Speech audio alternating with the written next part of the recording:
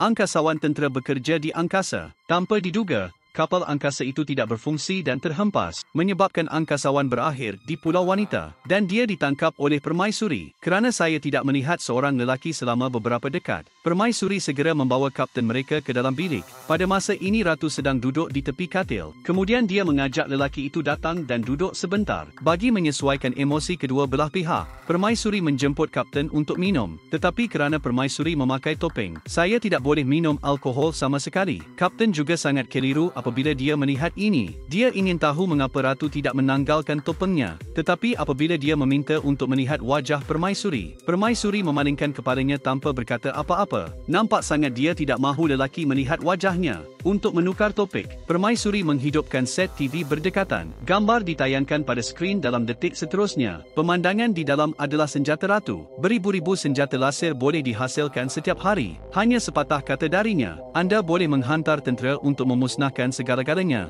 Jadi Kapten Dashan mesti patuh. Jika tidak, dia dan rakan sepasukannya akan dihantar terus ke barat laut. Namun, selepas mendengarnya, Dashan segera muncul untuk menunjukkan kekuatan diri. Kemudian dia menanggalkan topeng permaisuri. Tetapi Dashan kedua seterusnya terpegun di tempatnya kerana penampilan di bawah topeng. Biarkan dia tidak melupakannya dalam hidup ini. Wajah permaisuri sangat cacat dan juga mula menghampiri pergunungan. Lihat adegan ini. Dashan hampir memuntahkan sarapan paginya. Melihat Dashan enggan bekerjasama dengannya, jadi dia terus mengarahkan untuk memanggil orang bawahannya. Dia diiring keluar terus. Tidak lama kemudian semua orang bersatu semula, dan Dami juga sedang membincangkan rancangan mengenai perkara ini. Kerana mereka tahu mereka perlu melarikan diri secepat mungkin. Jika tidak, tunggu sehingga kali seterusnya permaisuri marah. Tidak lama lagi kesemuanya akan dihantar ke barat laut. Tetapi pada masa ini, tiba-tiba kedengaran bunyi tapak kaki di luar pintu. Pada saat genting, beberapa orang tergesa-gesa bersembunyi. Dami pula berpura-pura tenang dan berurusan dengan semua orang. Dia segera menghantar beberapa orang bawahannya. Kemudian dia memimpin semua orang dan dengan cepat mula melarikan diri. Dami menggunakan persekitaran rupa bumi yang biasa, berjaya membawa semua orang melarikan diri keluar istana. Tetapi hanya apabila beberapa orang menyangka mereka telah berjaya melarikan diri dari bencana. Tanpa diduga, kemalangan berlaku secara tiba-tiba.